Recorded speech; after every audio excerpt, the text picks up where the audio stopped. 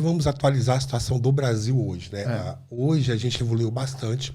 A Anvisa ela já criou uma regulamentação que permite você importar os insumos. Então já existem hoje 8, se não me falha a memória, 8 ou 9 marcas que já estão inclusive disponíveis na farmácia. Uma das características da planta é que por ser uma planta, não tem uma padronização ideal para uma pessoa.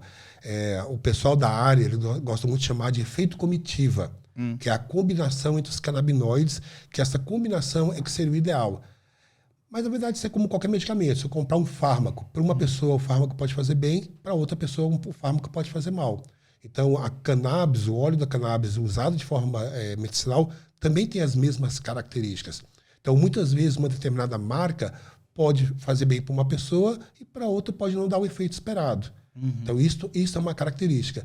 Então, a gente precisa avançar no Brasil em algumas regulamentações, principalmente para poder permitir pesquisas, estudos de interação medicamentosa. Aqui no DF nós já temos 2 leis. Uma lei, eu não vou falar o nome dos deputados, né, porque está muito perto de eleição também, não fica bacana, mas uma das leis permite que a pessoa, o cidadão de Brasília, possa solicitar e ganha de forma gratuita na farmácia de alto custo, o canabidiol. E tem uma outra lei que permite a pesquisa, que aí as empresas podem se cadastrar, podem importar a semente, importar a planta e fazer pesquisas aqui no DF. Então, a gente está à frente dos demais estados. Então, assim, hoje existe uma regulamentação para importação e para registro de produtos pela Anvisa, mas nós não temos ainda uma regulamentação para plantio, para que a gente possa produzir no Brasil, o que aumentaria muito mais a competitividade e, com certeza, baixaria os custos em médio e longo prazo. Ou seja, quantas empresas, cooperativas, enfim, têm essa autorização para fazer o cultivo medicinal? Hoje, a autorização para cultivo, acho que tem 3 no Brasil, que já entraram na justiça, mas são liminares.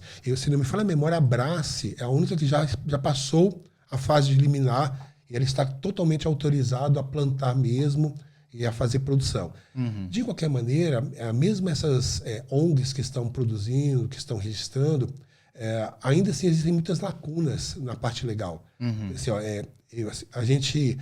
muitas vezes a gente quer que regulamenta, mas assim, a regulamentação é uma faca de 2 gumes.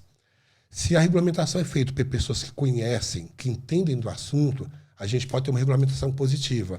Mas, de repente, se a regulamentação for feita por políticos que não conhecem nada do assunto, que muitas vezes são pautados, às vezes até por preconceito, ou mesmo subsidiado por assessores que não conhecem do assunto, às vezes uma regulamentação pode ser perigosa.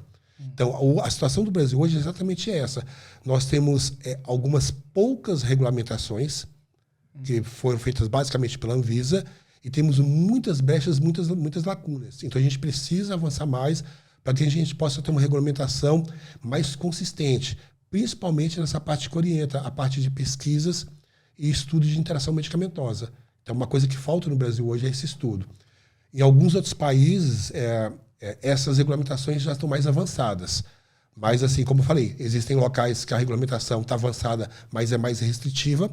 Em compensação, tem outros lugares que você tem um avanço mais consistente que permite a sociedade ter acesso. Sabe se algum país desse está colocando já na farmácia, assim, com acesso, tipo, como se fosse um remédio de fácil acesso? Vamos pegar o exemplo dos Estados Unidos. Estados Unidos. O canabidiol lá é vendido como suplemento alimentar. Você não precisa nem de receita. E aí, a gente, pois é, né? O que eu fico pensando assim, que às vezes a Anvisa atrasa muito essas questões. Eu imagino que isso deva depender também do nosso Congresso, já falar um pouco sobre isso.